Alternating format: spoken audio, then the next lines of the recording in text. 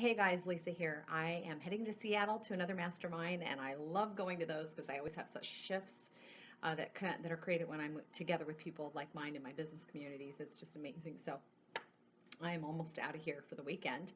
But what I wanted to do is do a little follow up to my email, and I know that the you know what is hitting the fan for everybody. And I mean, I've been doing this for a long time, and I really just came out of a really tough, pardon me, 2 months of really trying to figure out what was going on and noticing it was a lot of fear and a lot of old symptoms and a lot of old stuff just coming up one after the other after the other. It was just like so abnormal, that would keep coming up and hitting me that hard. It was scary.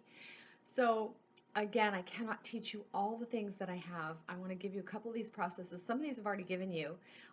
Some of them are on YouTube. You can subscribe to my account or go in there and check it out, Lisa Winston.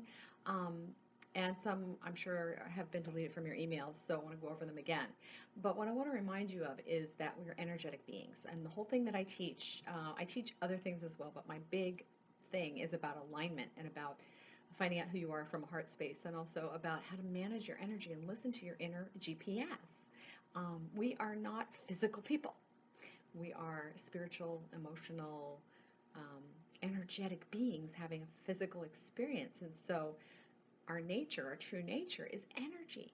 We're energy, we're light. We're just like beams of light. That's what we are when we go back into the other realm, into the conscious stream. So the whole point is that if you have a toolbox of things that you can go to, great. What would be even better is if you could learn some of this stuff, write it down to remind you of what it is, and practice it, and start implementing it daily in your daily lives, because that's what I do. I live from that space. No matter where I am, something happens, I do it in my car, if I'm at the movie theater, wherever it is. If I'm freaking out, I do a breath, some kind of a breathing technique, or something to open my energy channels. I mean, I live that way because I'm an energetic being.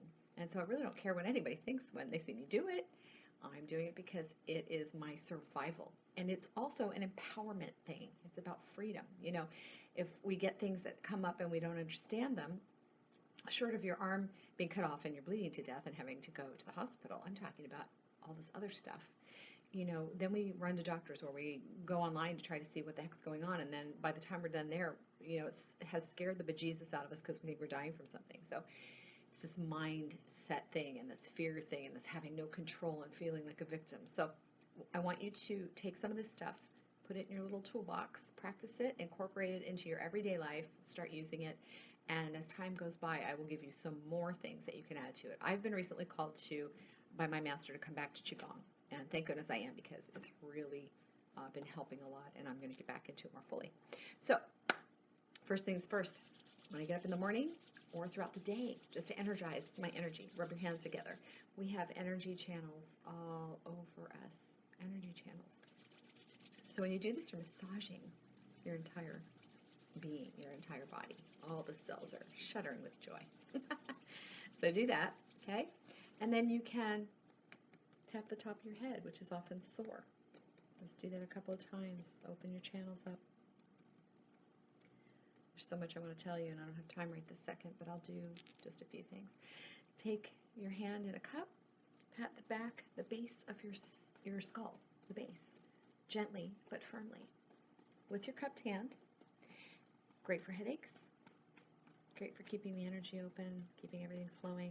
I do it often when I have, vision problems from being on the internet all day long, that kind of stuff.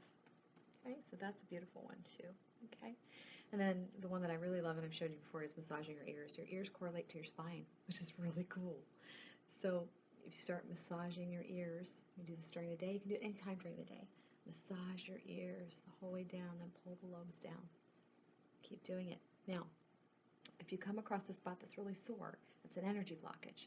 And as my Qigong master says, there's no good energy or bad energy. There's too much energy or not enough energy. When I had those heart problems last year, I had a big sore spot right here, and I massaged it so much, this just got really red and sore and inflamed. And then eventually, after about a week or two, it went away. Well, today I have a sore spot here, if you can see it. And that, my friends, is from my latest bout of stuff going on. But I don't know what all was happening in my body. I just know that that was a blockage, and it was really sore. So I really massaged the heck out of it continuously.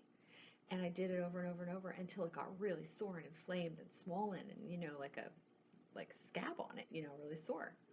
And then I let it go. And then within like a day or two, now it's almost healed up. And the energy blockage is completely gone. And so basically, just by opening up that energy blockage, my body healed. And it didn't matter what it was. I just let the blockages open, and everything flow again, which is really cool. Okay, so rub your hands together, tap the back of your head, tap the back of your head, massage your ears. Also, to massage your heart and open the energy of your heart. Again, we go to the hands. And if you do this is about the point where you want to rub. You can rub it, anytime when you're doing nothing, when you're at work, and rub it firmly. Don't be like a weenie about it, rub it firmly.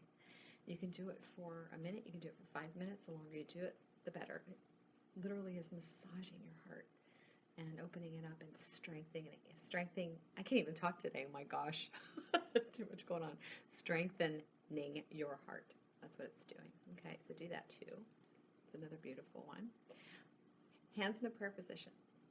You can meditate anytime you want or any way you want. You can close your eyes, you can focus on your breathing, you can have a mantra, whatever. You don't have to meditate per se.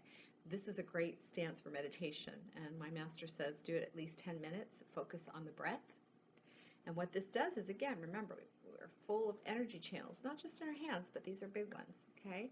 When you put your hands together, it literally helps your energy from being scattered, brings your energy back in, also helps to lower your blood pressure, helps your heart.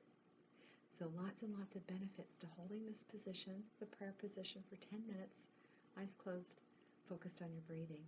Really helpful. Okay?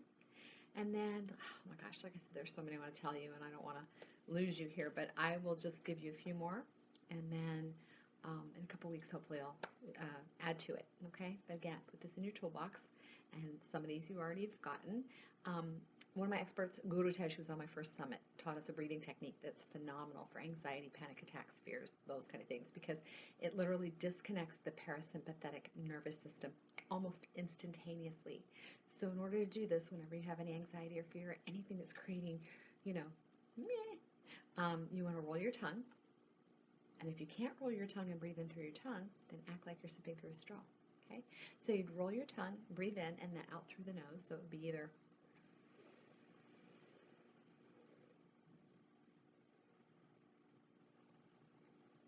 or like you're sipping through a straw.